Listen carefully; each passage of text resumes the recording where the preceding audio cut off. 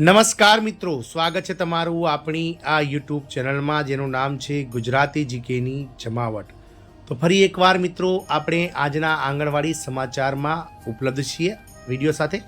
તો આજના આંગણવાડી સમાચારમાં આપણે જાણીએ કે આ રાજ્યના આ જિલ્લામાં જે સુપરવાઇઝરો છે અને સીડીપીઓ છે તેમના પર મિત્રો ફેસ કેપ્ચર વગર જો પોષણ વિતરણ કરવામાં આવશે તો કાર્યવાહી કરવાને લઈ અને જિલ્લા કલેક્ટર દ્વારા આદેશો જાહેર કરવામાં આવ્યા છે। જાણીએ આજના વિડીયોમાં વિગતવાર કે કયા રાજ્યના કયા જિલ્લામાં મિત્રો ફેસ કેપ્ચર વગર પોષણ વિતરણ કરવા બદલ સીડીપીઓ અને સુપરવાઇઝર સામે કાર્યવાહી કરવાને લઈ અને મિત્રો કલેક્ટરે આદેશ આપ્યા છે।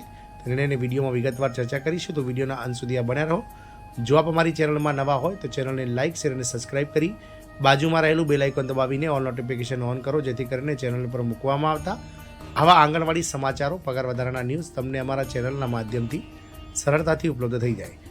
ફેસ કેપ્ચર વગર પોષણ વિતરણ કરવા બદલ સીડીપીઓ અને સુપરવાઇઝર સામે કાર્યવાહી થશે। વાત કરીશું મિત્રો ઉત્તર પ્રદેશના શાહજહાંપુર જિલ્લા મેજિસ્ટ્રેટ ધર્મેન્દ્ર પ્રતાપસિંહે બાળ વિકાસ વિભાગ દ્વારા ચલાવવામાં આવતી યોજનાઓની સમીક્ષા કરી અને જિલ્લા પોષણ સમિતિ બેઠક યોજી હતી। આ બેઠકમાં ડીએમએ આંગણવાડી કેન્દ્રો નિયમિત ન ખોલવા પર નારાજગી વ્યક્ત કરી અને નિર્દેશ આપ્યો છે કે જો જિલ્લામાં આંગણવાડી કેન્દ્રો નિયમિત ન ખુલે તો સીડીપીઓ અને સુપરવાઇઝરો સામે કાર્યવાહી કરવામાં આવશે।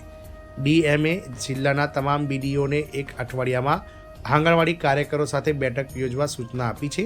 પોષણ ટ્રેકર એપ પર નોંધાયેલા લાભાર્થીઓના મોબાઈલ નંબર અને આધાર ચકાસણીનું કામ 31 મે સુધીમાં પૂર્ણ કરવાનું રહેશે।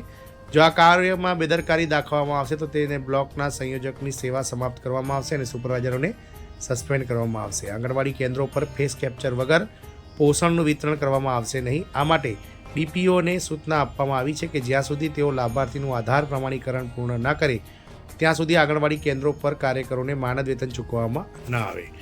ડીએમએ ડીપીઓને સૂચના આપી છે કે જિલ્લાના તમામ મુખ્ય કાર્યકરોએ તમામ આંગણવાડી કાર્યકરો અને સહાયકો સાથે માસિક બેઠકો યોજવી જોઈએ અને કાર્યની સમીક્ષા કરવી જોઈએ। જો કોઈ પણ પ્રોજેક્ટમાં 5 કે તેથી વધુ આંગણવાડી કેન્દ્રો બંધ જોવા મળે તો મુખ્ય કાર્યકર સામે કાર્યવાહી કરવામાં આવશે।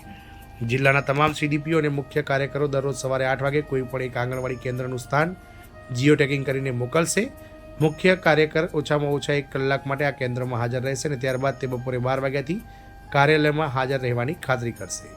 આમ મિત્રો ડીએમએ દ્વારા જે છે તે ફેસ કેપ્ચર વગર પોષણ વિતરણ લઈ અને શાહજહાંપુરમાં જે છે તે મિત્રો કાર્યવાહી સીડીપીઓ અને સુપરવાઇઝર સામે કરવાની જે છે તે મિત્રો કડક સૂચના આપવામાં આવી છે। આથી હવે મિત્રો તમામ જે કાર્યકરો છે તેમને સમયસર આંગણવાડી કેન્દ્ર ખોલી અને ફેસ કેપ્ચર કરીને જ પોષણ વિતરણ કરવાનું રહેશે।